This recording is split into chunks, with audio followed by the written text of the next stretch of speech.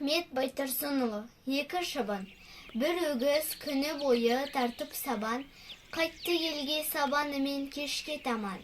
Мүйізінде қара шыбын отыр еді, кез болды бір танысы жолда оған. Танысы мұны көріп келе жатқан, астында өгізі бар сабан тартқан. Күні бойы көзіме көрінбеген, келесің сөйле дейді, сен қай жақтан?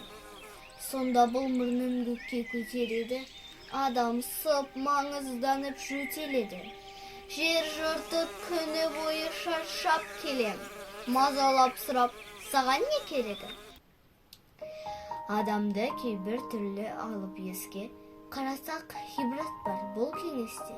Біреудің я қайратын, я дәулетін, өзімсіп жүретіндер бар емес пе?